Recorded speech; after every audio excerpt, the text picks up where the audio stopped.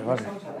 Bueno, pues bienvenidos a todos a esta conferencia, que es la segunda que damos de este ciclo, que se llama Voces de la Naturaleza.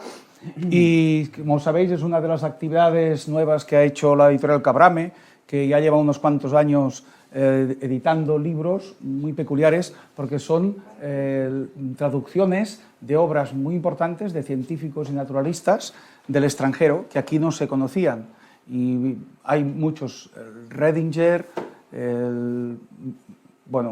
Peter Marren, que ha hecho también, Regresar a la Naturaleza, autores muy conocidos, después los podéis ir mirando, muy conocidos en el extranjero, pero aquí no.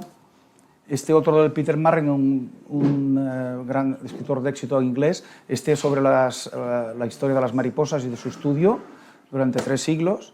Y también hay uno que trata como el tema de hoy, que es Rutas en el cielo, y liga ya con esto.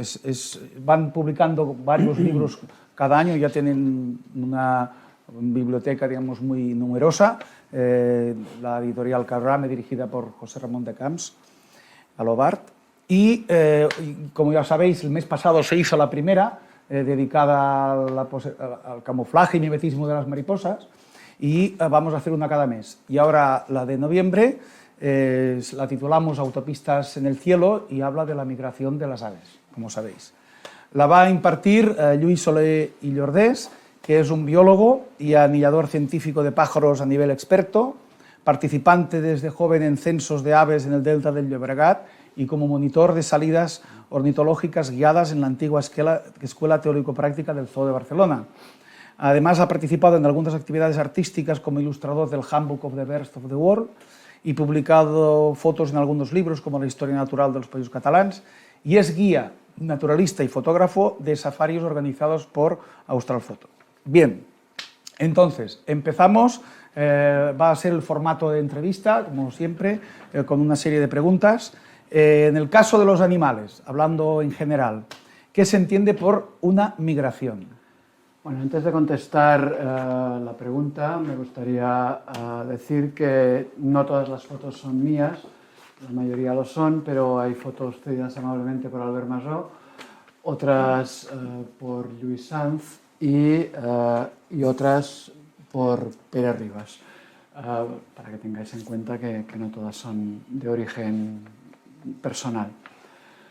Bien, como me has preguntado qué se entiende por migración, por supuesto todo el mundo sabe que más o menos qué es una migración. La migración es un desplazamiento que hacen un grupo de animales pertenecientes a la misma especie, a una población, y puede participar toda la población en el desplazamiento o solamente una parte de ella. Y lo que sí que implica este desplazamiento es que se llega a un sitio donde las condiciones no son las mismas, pero son las adecuadas para el viaje que se ha hecho. Es decir, cuando se llega al sitio nuevo se obtiene una recompensa en forma nutritiva, en forma de hábitat adecuado para reproducirse, etcétera, etcétera. Hoy vamos a hablar de migraciones de aves, pero como se indica en la foto, hay muchas especies animales que migran, muchos grupos de animales que migran, desde artrópodos hasta vertebrados.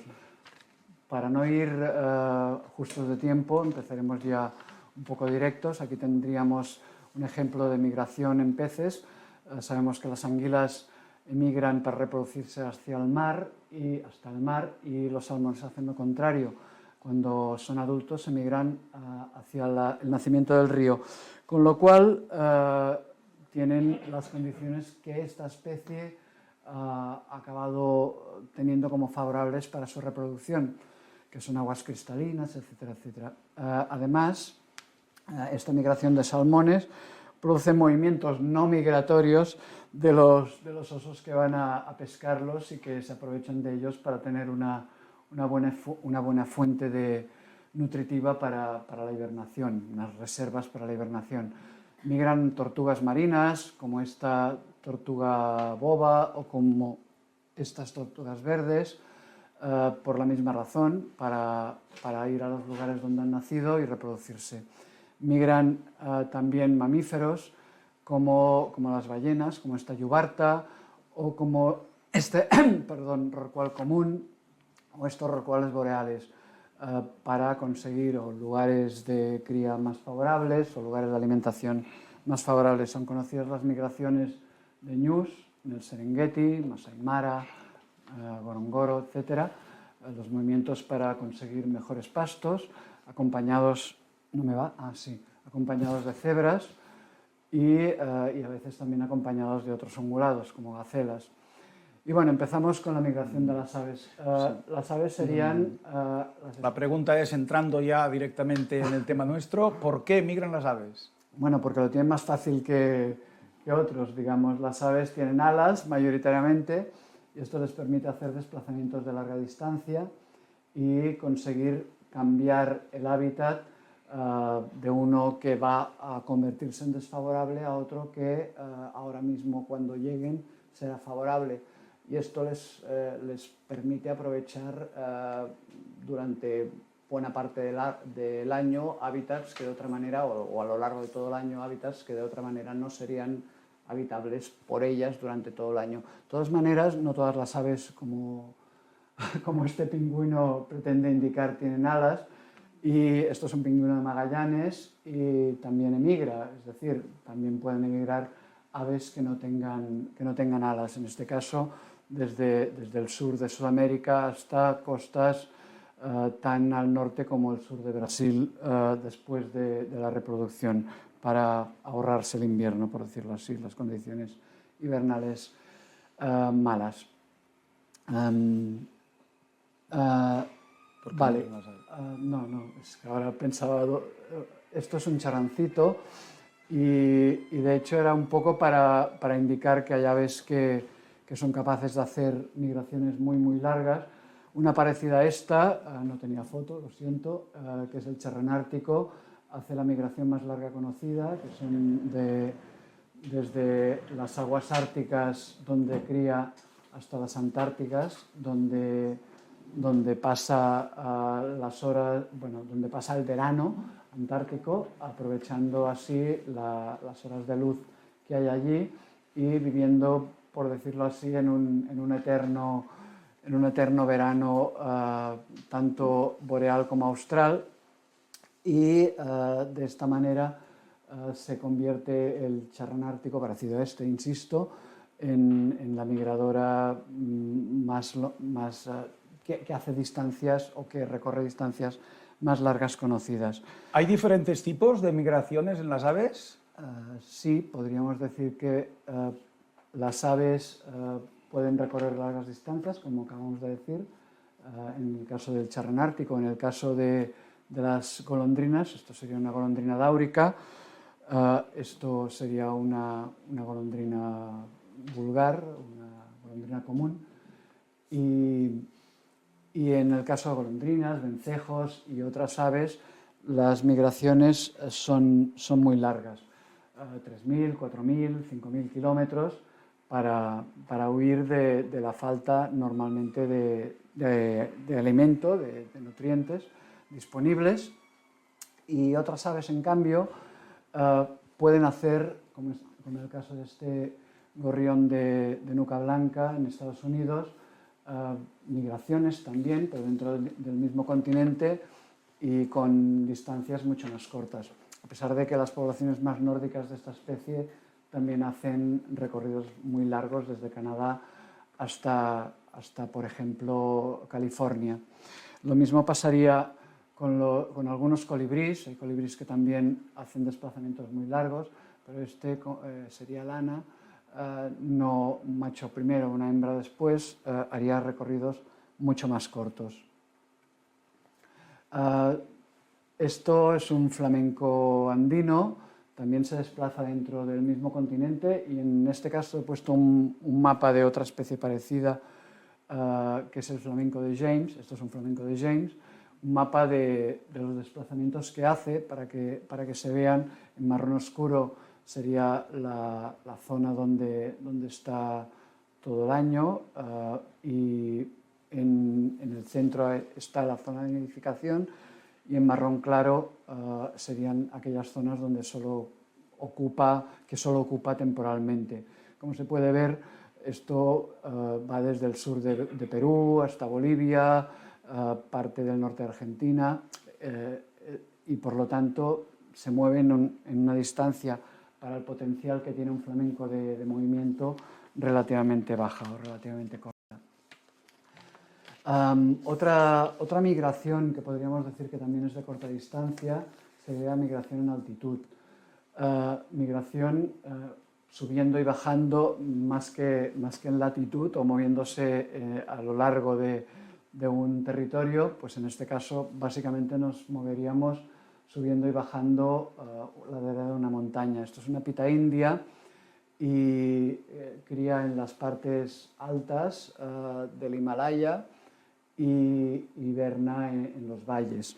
Lo mismo pasaría, pero ya no tenía ninguna foto en libertad, a nivel más local, y además esta no es la subespecie que tenemos aquí.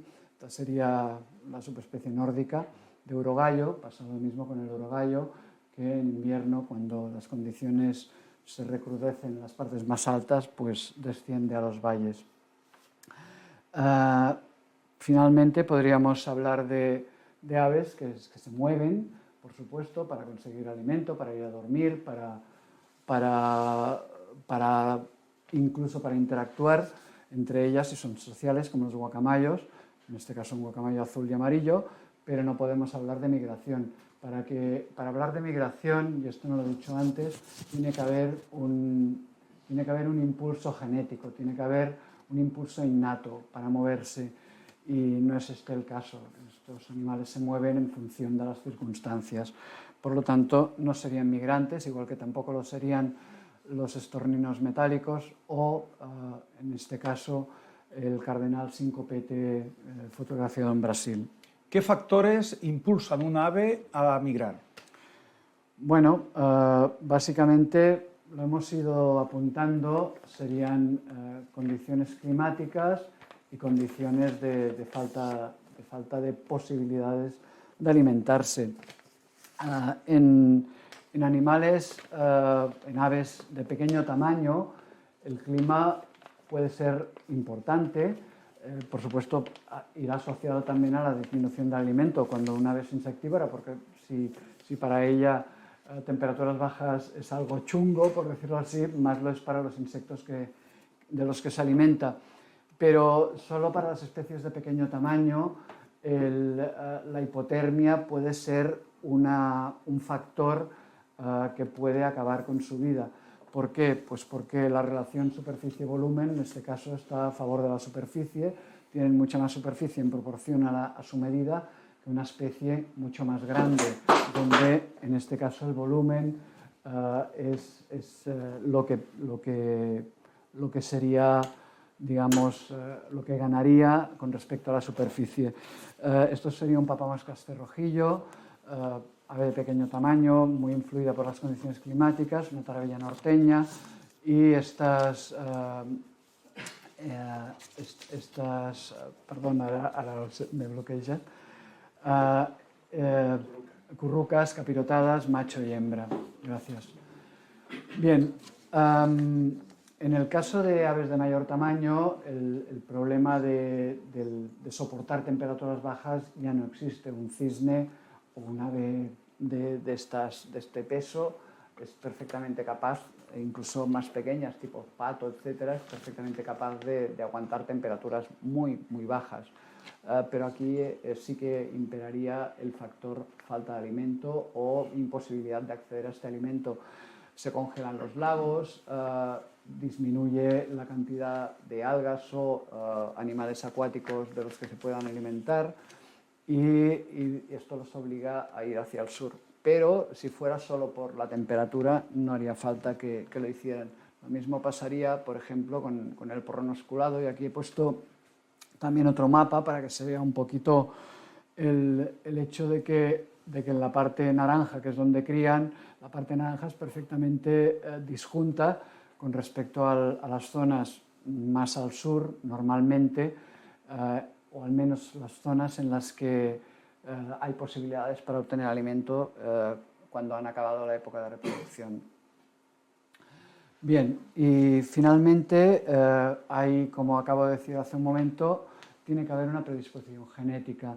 Se han hecho experimentos con petirrojos que demuestran que cuando se acortan los días, cuando el fotoperiodo es el adecuado, es decir, se acortan las horas de luz, pues intervienen factores hormonales que impulsan al ave, aparte de hacer un comportamiento que pronto veremos en favor de prepararse para la migración, la impulsan a dirigirse en aves encerradas hacia la zona que está orientada suponiendo que esté en el hemisferio norte, que está orientada hacia el sur. Bueno, pues esto demuestra que hay un comportamiento absolutamente innato, pero hay especies donde, aparte que puede haber una base genética, también hay un factor, podríamos decir, cultural a la hora de migrar. En gansos, en grullas, en ibis, en cigüeñas, hay los hijos, la pollada de aquel año emigra con los padres que los guían para enseñarles las zonas de menos probabilidad de tener percances o de más alimento disponible, donde puede haber fuentes de agua para descansar, etcétera, etcétera. Aquí un ánsar común, aquí un cisne mudo, la grulla damisela que migra desde Asia Central hasta la India y forma grandes bandadas, y aquí pues grullas damiselas volando. Esto es un morito y pasaría un poquito lo mismo. Luego, si hay tiempo, explicaré algo con respecto a los ibis. Muy bien, ya hemos visto los factores que impulsan a un ave a volar. Pero, ¿qué adaptaciones necesita un ave para poder realizar migraciones? Bueno, las aves, cuando disminuye la duración del día, cuando cambia el fotoperiodo hacia las condiciones de final de verano, ella no sabe que va a emigrar, pero siente un impulso brutal por comer mucho. Come, hay una hiperfagia y este ave engorda, acumula grasa. Tanta grasa como en aves pequeñitas, como esta curruca rabilarga, que puede suponer un 50% la grasa acumulada del peso corporal. Y además muscula, se pone cachas, los músculos pectorales también aumentan de tamaño y por lo tanto se prepara para el largo viaje. Lo mismo pasaría, bueno, esto de la acumulación de grasa, para los que hemos anillado, y lo hacemos muy de vez en cuando ahora, lo podemos ver precisamente a final de verano cuando cogemos los pájaros con una red japonesa, tú soplas el plumaje y ves perfectamente los acúmulos de grasa en el vientre, en la parte detrás de las alas, desde la espalda, se ve muy bien, muy claro la grasa subcutánea. Bueno, lo mismo pasaría con especies como este papamoscas gris, y otra adaptación que tendrían las aves para poder emigrar es utilizar un tipo u otro de vuelo. Aves como esta cigüeña negra y otras cigüeñas, rapaces, etc., necesitan alas anchas con una gran superficie para aprovechar las corrientes, porque son las corrientes de aire caliente que utilizan, porque son aves planeadoras. Pero en cambio, otras aves, como este Archive patigualdo, o estos anades frisos, o estos tarros blancos, o, bueno, no haría falta que dijera todo el rato, o este triguero, o los mirlos, pues son aves que se desplazan con vuelo batido y por lo tanto tienen otro tipo de ala, mucho más apuntado, más estrecho, que les facilita el tipo de vuelo con el que se desplazan. Además, Otra adaptación que se podría tener en cuenta, sobre todo para aves de larga vida y de gran tamaño, sería la formación de una determinada estructura en vuelo. En este caso, las aves adoptan esta formación en V que todo el mundo ha visto. Las grullas pues adoptan esta formación en V, donde el ave que va detrás de la anterior se aprovecha de la corriente que hace la primera y así optimiza este avance. Simplificando mucho, sería lo mismo que sucedería cuando hay un pelotón de ciclistas avanzando, en los que sabemos que el pelotón casi siempre es capaz de pillar a un escapado que va en solitario, a no ser que sea muy bueno, porque los ciclistas se van turnando y el que va, haciendo más esfuerzo de delante, pues va cediendo su sitio a otro al cabo de un tiempo. Pues lo mismo pasa con las aves, que se sitúan en la posición más favorable para ir optimizando este vuelo. Lo mismo aquí en grullas, esta otra, o en estos ánsares caretos grandes, o en estos ánsares indios también. A pesar de que no se ve muy bien que aquí haya una formación, porque a veces pues, hay movimientos y se deshace y se vuelve a rehacer, y cuando el vuelo es prolongado y largo, pues normalmente los ves siempre formando este tipo de estructuras. Bien. Otra cosa que hay que tener en cuenta es que las aves tienen que ser capaces de orientarse y de saber leer el entorno para no perderse, por decirlo de alguna manera. Por lo tanto, tienen que ser capaces de leer las señales que tienen a su alrededor. Serían el sol, serían las estrellas, sería el campo magnético. Parece que en algunas puede ser una mezcla de todo, o un determinado mapa mental. Bueno, todavía hay cosas que no se saben, pero sí que parece ser que la mayor parte de aves, de hecho, no se puede generalizar, porque las de 10.000 especies de aves, 5.000 son migradoras, estoy redondeando, evidentemente, pero bueno, en las que se ha ido estudiando se va viendo que son capaces de detectar el campo magnético. Bien. Por lo tanto, esto sería otra adaptación, el saber orientarse.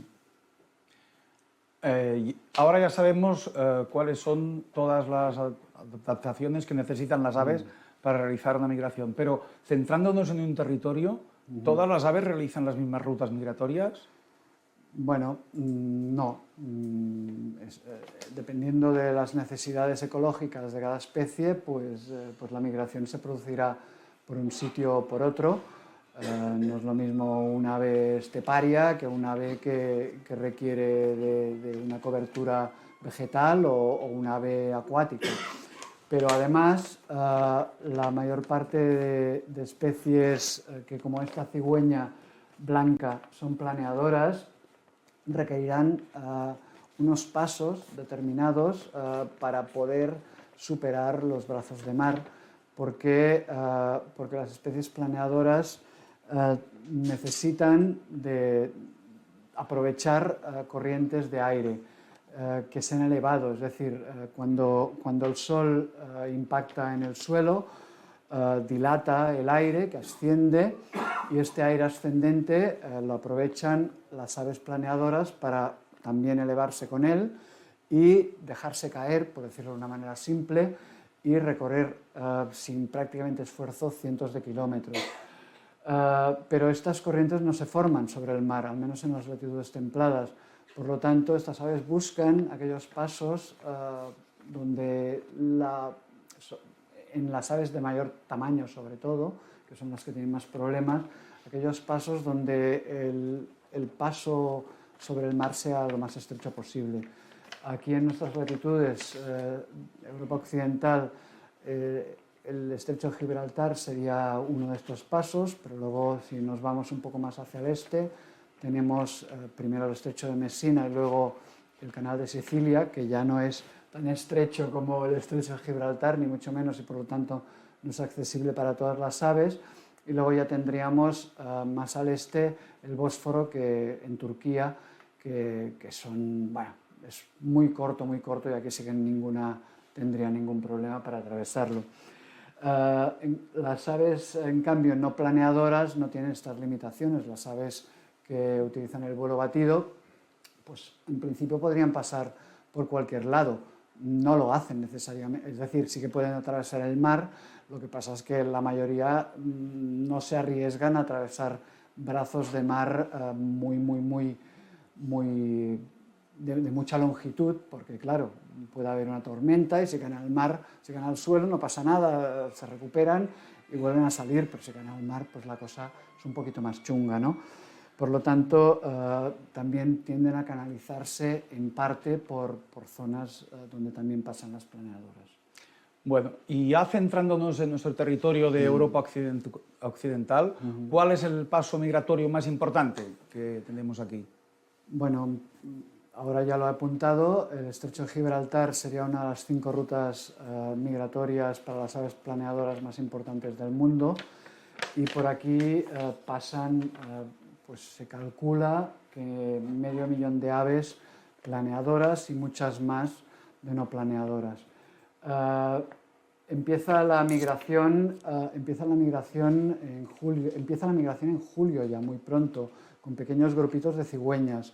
A finales de julio ya hay más cigüeñas y se les unen más tarde a estas cigüeñas blancas los milanos negros. De cigüeñas se calcula que pasan unas 150.000, más o menos. También redondearé mucho. Milanos negros pasarían unos 200.000 y se unirían a las cigüeñas la primera quincena de agosto, más o menos. Luego pues la migración continúa y en la segunda, esto sería un milano negro también, en la segunda quincena de agosto se unirían a este flujo migratorio los abejeros, antes se llamaban halcones abejeros, y aquí hablaríamos de una cantidad, he dicho que los milanos negros eran unos 200, ¿no? Más o menos, sí, perdón. Halcones abejeros serían más o menos también, redondean mucho, la mitad, unos 100.000, pasan muchos abejeros, y continuarían pasando, la migración, digamos, ya se hace muy diversa en septiembre, donde pasa un poco de todo, y pasarían unas 30.000 calzadas, águilas calzadas, algo más de 20.000 culebreras, unas 4.500 cigüeñas negras y 3.000 alimoches. Voy pasando, ¿eh? Ay, perdón, ¿no pasa? Ah, sí. Aguiluchos laguneros se calcula que unos 2.000, esto sería un macho, una hembra, otro macho. Aguiluchos cenizos ya, y los que voy a decir solo unos cuantos más, números ya más bajitos, de centenares. Esto sería un aguilucho cenizo. Pasarían también cernícalos primilla, pasarían también milanos reales, a pesar de que se considera que no es migrador, los jóvenes también se van al Sahel normalmente. Lo mismo, bueno, también pasarían unos centenares de águilas pescadoras o incluso de busardos ratoneros, que tampoco son migradores los adultos, pero muchos jóvenes pasan siguiendo el flujo migratorio. Y quedándose 3 o 4 años en el Sahel hasta que maduran sexualmente, igual que muchos de los jóvenes de las especies de rapaces que he dicho. Esto tiene un sentido porque así no compiten con los reproductores cuando están estos primeros años en África. Los reproductores, entre comillas, así están más tranquilos. En octubre, además, se añade, voy a decir algo antes, a este flujo migratorio de aves se pueden unir incluso grandes águilas, que tampoco son migradoras, pero que pueden aprovechar el flujo migratorio para ir cazando especies más pequeñas que ellas. Por ejemplo, reales o perdiceras se cargan, por decirlo de una manera gráfica, a milanos o águilas calzadas y se los van comiendo, ¿vale? ¿Qué más? Y de estas que migran, por ejemplo, de las rapaces, la mayor parte de aves van parando y alimentándose durante la migración, pero en especies que no se alimentan en absoluto, que viven de sus reservas. Sería el caso, por ejemplo, del abejero que hemos pasado antes. Bien, como decía, en octubre se añade a esta migración la migración de los buitres. Los buitres leonados también son sedentarios, pero una parte de la población joven, que se calcula entre el 30 y el 50% de los jóvenes, se va a África, al sur del Sáhara, al Sahel, y se queda ya también 2 o 3 años, o 4, hasta que va madurando sexualmente. Y estos buitres son los que quizá podríamos decir que sufren más con este paso del Estrecho de Gibraltar. El Estrecho de Gibraltar tiene solo 14 kilómetros y, por ejemplo, el Canal de Sicilia tiene 10 veces más, 140 kilómetros. Pero a pesar de todo, es un paso problemático para las aves porque la mitad de los meses del año, la mitad de los días, del año, hay vientos muy fuertes o de levante o de poniente que empujan a las aves lateralmente.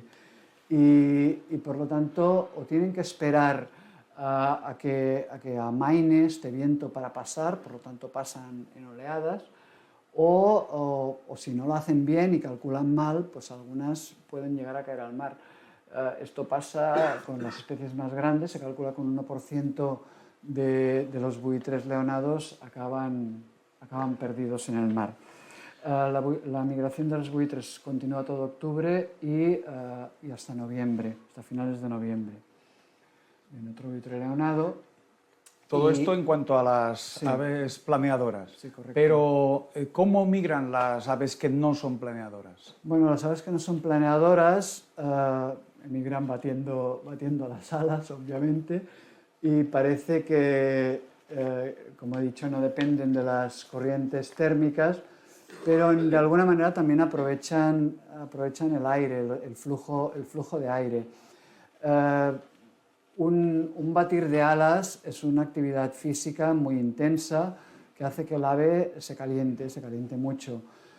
Por lo tanto, la mayor parte de migradoras son nocturnas, la mayor parte de migradoras que no planean son nocturnas e intentan no sobrecalentarse y no deshidratarse. Para esto utilizan la noche y ascienden hasta más de 1000 metros, la mayoría de altura, donde las temperaturas rondan los 0 grados y así consiguen no deshidratarse, aprovechar estas temperaturas bajas y, si puede ser, corrientes de viento favorable que detectan, porque son capaces de detectar cambios de presión y, igual que en el caso de las planeadoras, la migración de las aves no planeadoras se produce a intervalos.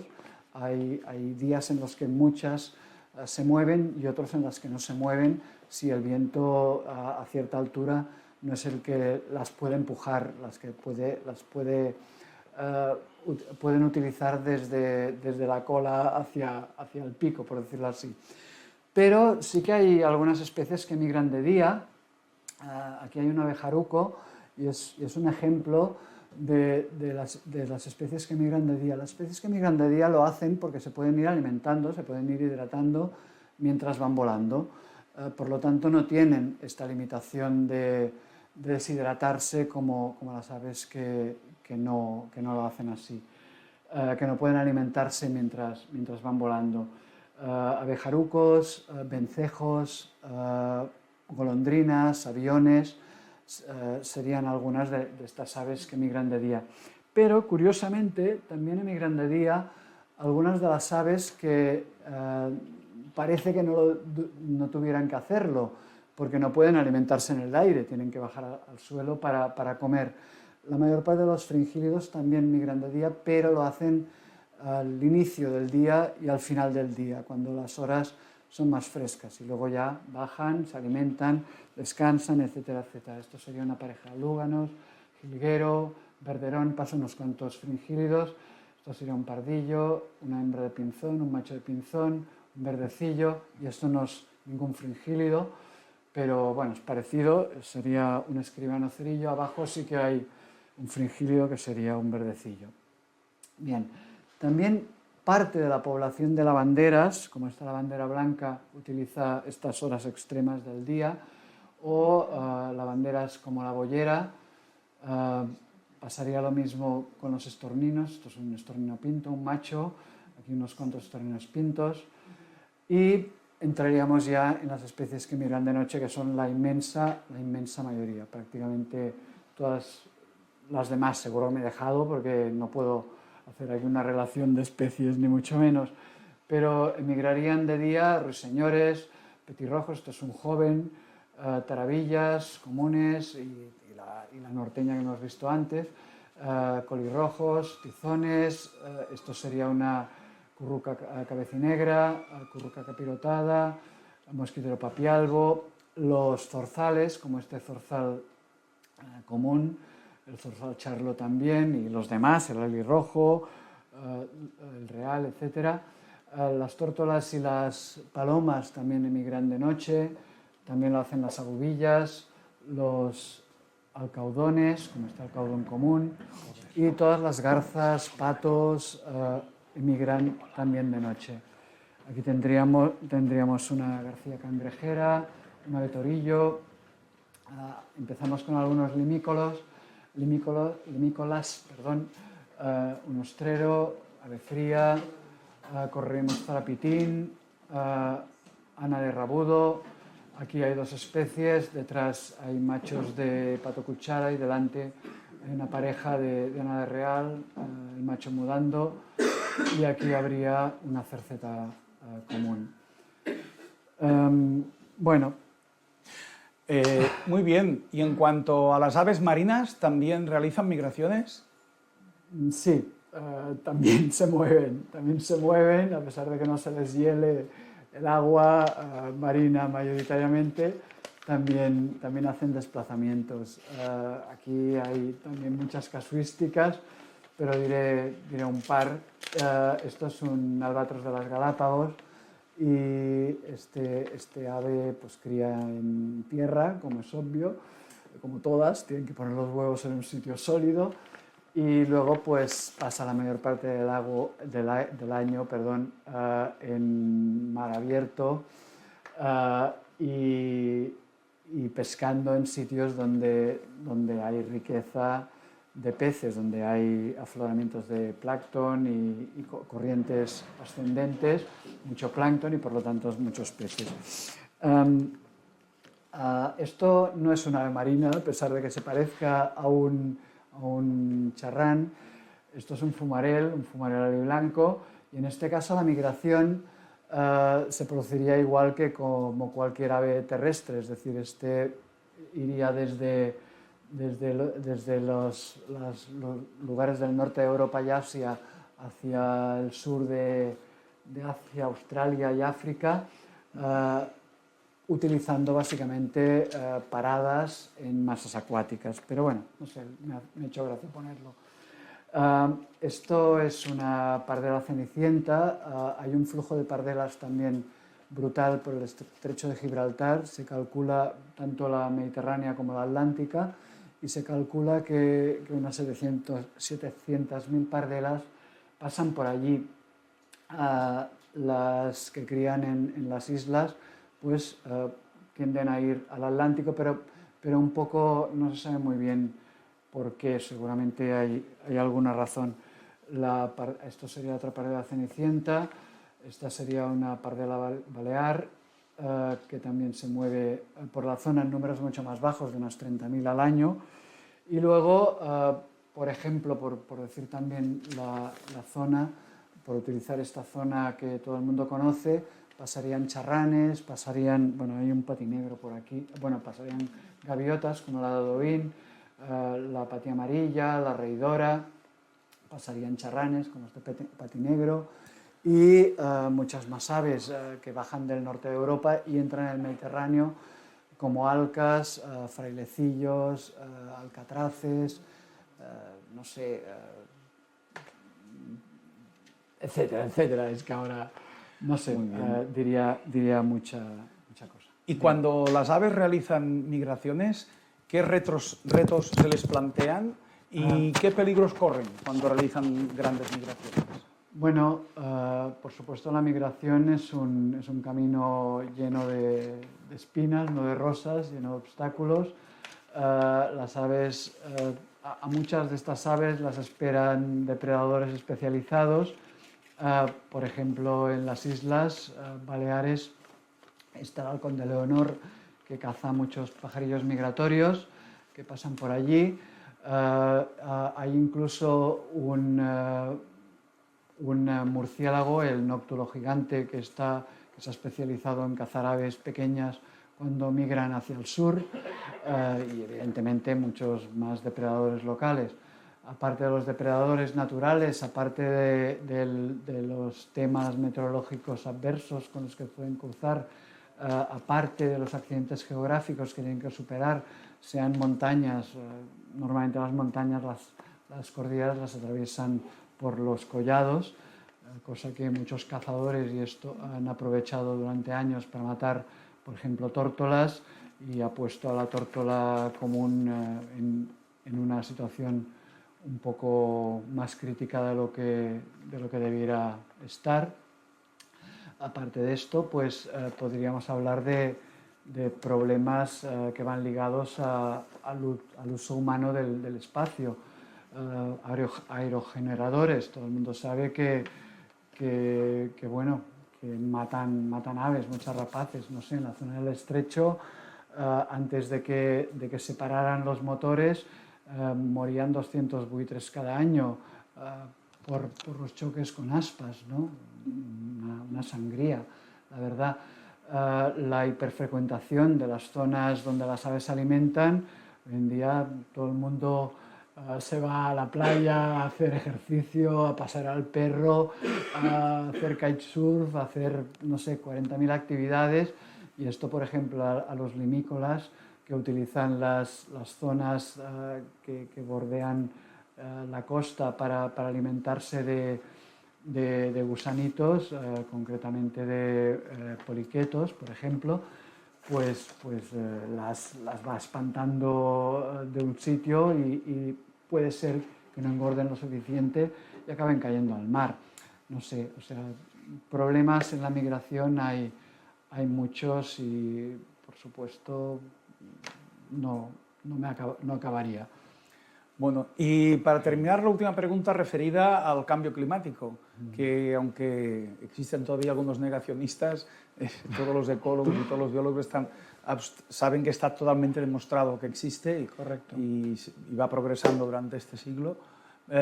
¿Esto qué importancia tiene o cómo repercute en las migraciones de las aves? ¿Se ha notado alguna repercusión?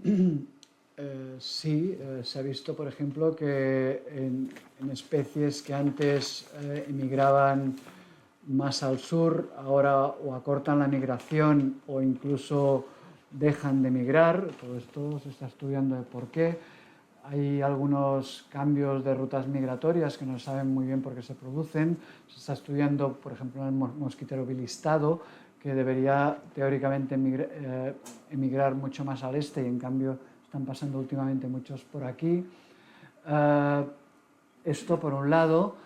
Luego también puede alterar este cambio climático los ciclos de vegetales y animales que se alimentan de estos vegetales, de tal manera que se adelanta una floración o una foliación y los insectos que deberían, que se alimentan de estos materiales. Susto, no he visto la persiana que bajaba. Tranquilo. Que se alimentan de estas plantas o estos insectos, pues se ven también obligados a adelantar el ciclo, cosa que pasa muchas veces, pero por ejemplo las aves que no han modificado los patrones migratorios o que todavía no se han adaptado a estos cambios pueden llegar más tarde de lo que toca y no encontrar suficiente comida. Esto sería, por ejemplo, un problema. Aparte, como todo el mundo sabe, como hemos visto ahora mismo en Valencia, de los terribles cambios climatológicos o el incremento de cambios climatológicos catastróficos, tormentas muy acentuadas o sequías, mayores sequías, lluvias torrenciales, etc. Todo esto repercute negativamente o puede repercutir negativamente en la migración. Paralelamente, las mariposas que realizan grandes migraciones también se encuentran con dificultades incrementadas por el cambio climático, sobre todo por la sequía de algunas zonas en las que habitualmente van. Y no. Bueno, ahora tenemos ocasión de hacer que tengamos aquí... Podríamos decir, acabo solo haciendo una pequeña reflexión. La migración, por lo tanto, es un aspecto del comportamiento de las aves todavía con lagunas, con cosas por descubrir y que sigue siendo fascinante. Sería bueno que todos seguro que todos los de aquí tenemos conciencia en este aspecto, pero que pusiéramos nuestro granito de arena para contribuir a la conservación de la naturaleza, al freno de este cambio climático y al mantenimiento de estas migraciones de las aves que pueden ser súper chulas de observar si vamos a un sitio donde se producen concentraciones. Esto sería la laguna de Gallo Canta, las grullas, en invierno, y esto también. Y con esto doy por finalizado mi exposición. Muchas gracias. Perdonar soy muy nervioso, perdonar las dubitativas y las pausas improcedentes que he hecho, pero ahora bueno. tenemos ocasión tenemos aquí este experto para que le hagáis algunas preguntas. Dime, bueno. pregunta. ¿Por qué todas las migraciones crían en el norte y hibernan en el sur? ¿Cómo es que no hay ninguna ave que críe en el sur e hiberne en el norte? Sí, en África muchas aves que crían en Sudáfrica se desplazan a zonas centrales. No, pero que llegue entonces a hibernar en Europa, por ejemplo.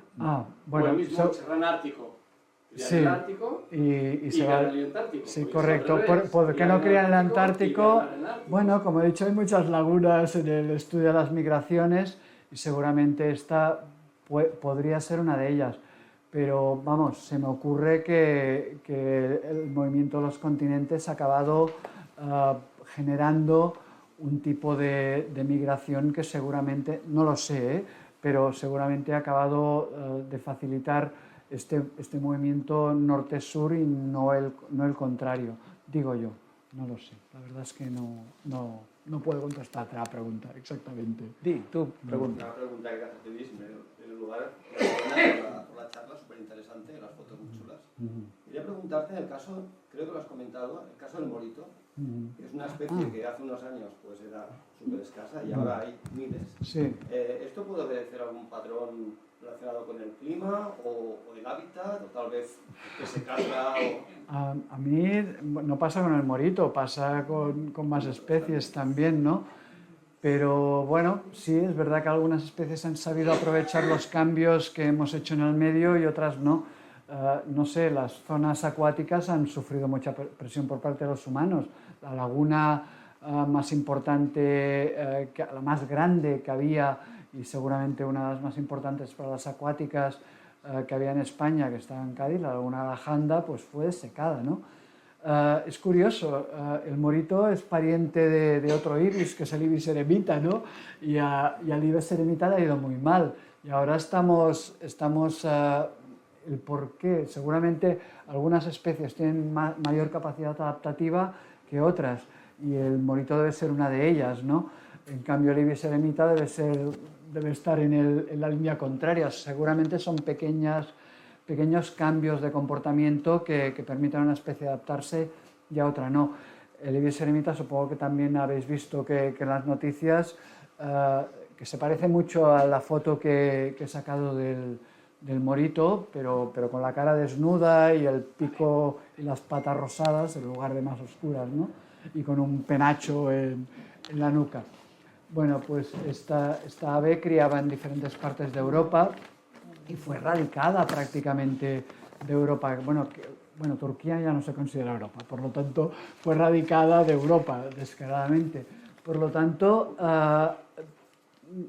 ahora los humanos, si algo bueno tenemos, es que estamos incrementando, por razones obvias, nuestra concienciación ambiental, ¿no? Y bueno, en programas LIFE europeo ahora se está intentando reintroducir, en Austria, por ejemplo, se ha hecho también en el sur de España, pequeños grupos de moritos que como no saben el camino, porque son de estas especies que aprenden de los padres el recorrido concreto, pues se los está guiando con ultraligeros para que hagan las paradas correctas en los sitios más adecuados y hibernen también en el sitio más adecuado, con la esperanza de que dentro de unos años haya una población reproductora en un sitio donde antes no estaba, por ejemplo. Otra pregunta. Sí, la cigüeña blanca yo he visto 2 veces unos agrupamientos enormes, los he fotografiado además. Uno fue en uno de los pueblos blancos, encima de... ¿Pueblos blancos? Sí, bueno, Vélez, no sé qué, cerca de Tarifa. Vale, Era cerca de Tarifa. Era Sí. un poco lo que has dicho tú. Pero es que el otro fue en la Cerdaña. Entonces yo me pregunto, y también en julio también, más o menos. Creo que Bueno, podría ser un grupo numeroso de cigüeñas que aprovecha un collado determinado. La Cerdaña es una zona deprimida y seguramente buena para alimentarse, y básicamente hacían parada allá, claro. O sea que estaban en su plena migración. Sí, los collados son aprovechados, o las zonas de valle, sí, seguro que estaban en plena migración. Las grullas también van haciendo paradas muy numerosas en diferentes lugares, sí, antes de llegar a Extremadura.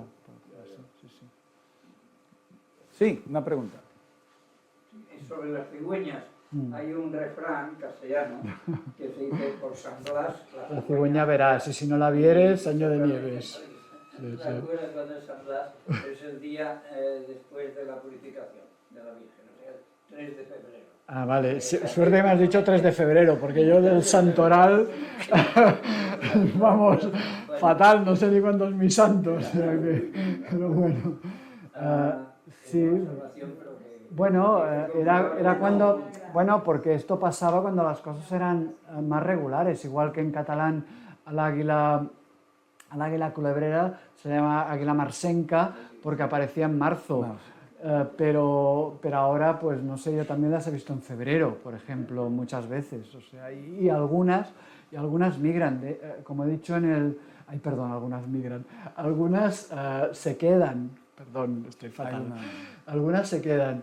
Y esto puede ser o porque se cambian los patrones migratorios, todo esto, bueno, está en el aire todavía de por qué pasa, o bien porque hay aves que no han podido cruzar. Se ha visto que hay aves que después de 20 y tantos días de un levante brutal en el estrecho empiezan a moverse, se van para Portugal, suben hasta Cataluña, bajan por Italia y van buscando un sitio nuevo por donde pasar, y al final, pues como se les cuece el arroz, por decirlo así, pues no pasan y hibernan por aquí.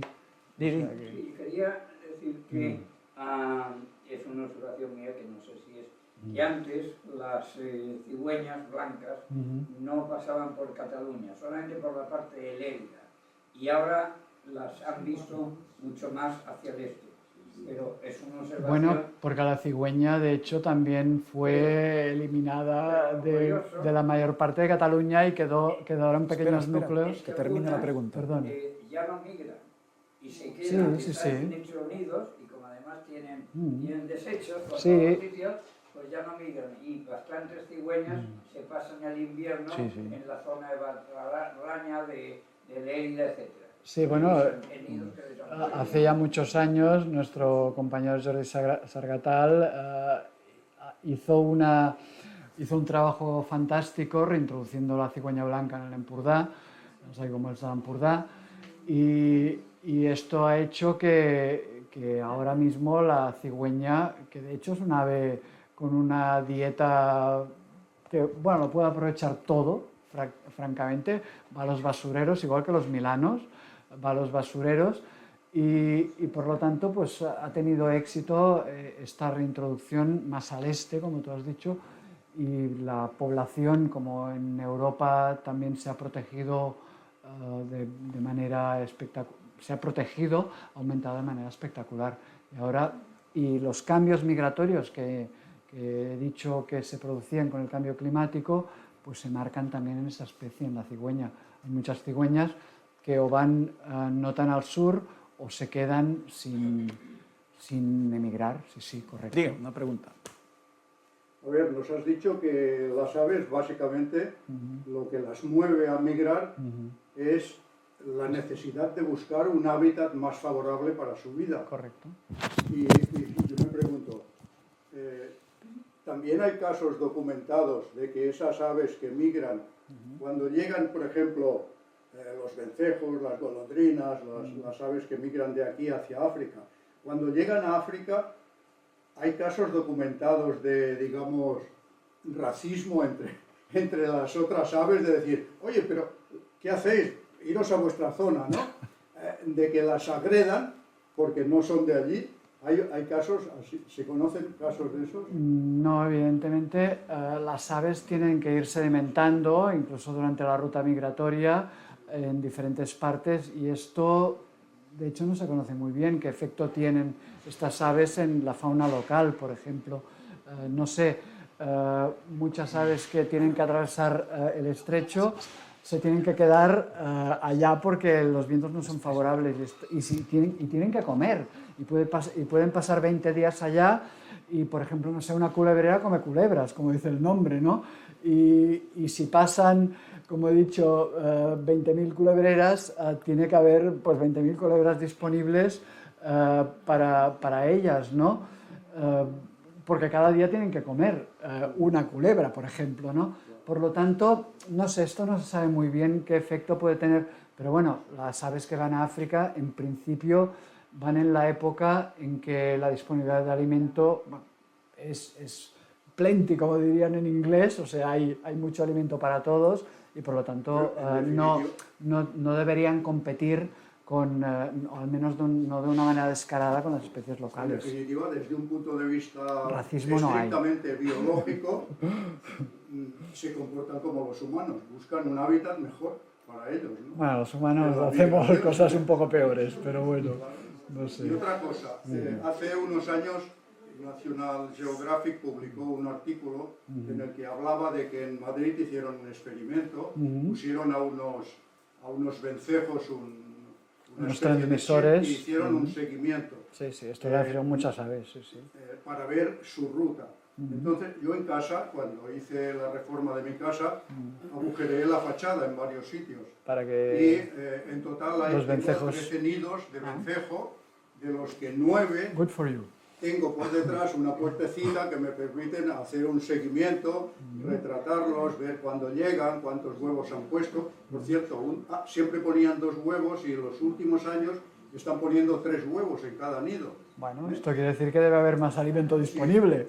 Sí, entonces, no hay más razones. O sea entonces lo que comprobé es que las fechas que daba ese artículo, las moscas, con respecto a las de aquí, del Maresme, en el Maresme se adelantaban todas las fechas, llegaban antes. Y eso me hace que me pregunte, esos vencejos cuando migran seguro que pasan por el estrecho de Gibraltar.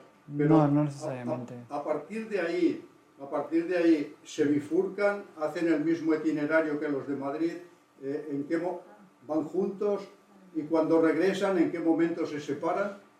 Me pareció que sería interesantísimo, yo lo tengo muy fácil, si alguien quiere hacer el experimento, porque es muy fácil. Sí, bueno, tienes que tener eso, la posibilidad de agujerear tu pared y poder observarlo desde el otro lado, y esto no todos lo podemos hacer, ¿no? No sé, los vencejos sí que se agrupan incluso para comer, pero no serían, bueno, y además emigran a mucha altura, y pasan toda la vida en el aire, solo van a a criar a un sitio donde físicamente se puedan agarrar, pero vamos, no tienen, que yo sepa, un espíritu de grupo, por decirlo de alguna manera, y por lo tanto no te puedo contestar muy bien la pregunta. No sé. No, está bien. No, que está contestado. Es así. La última pregunta, porque nos echan. Quería preguntarte que has comentado que muchas migraciones eran nocturnas. Sí, correcto, la mayoría. Para que no sean vistos por el depredador. No. O porque se No. ocultan quizá por las estrellas. No, es por un tema de sobrecalentamiento que se produce con el ejercicio, y las temperaturas durante el día son más altas, sencillamente, y por la noche son más bajas. De hecho, por las estrellas se orientan muy bien. La luna, de hecho, les molesta a veces cuando hay luna llena para orientarse. Sí. Bueno, pues os agradecemos a todos vuestra asistencia. Te agradecemos a ti todo lo que ha ido muy bien. Bueno, el mes que viene haremos una, el 22 o 23, ya os lo comunicaremos a todos, que será sobre el mundo de los dinosaurios. ¿De acuerdo? Así que aquí os esperamos.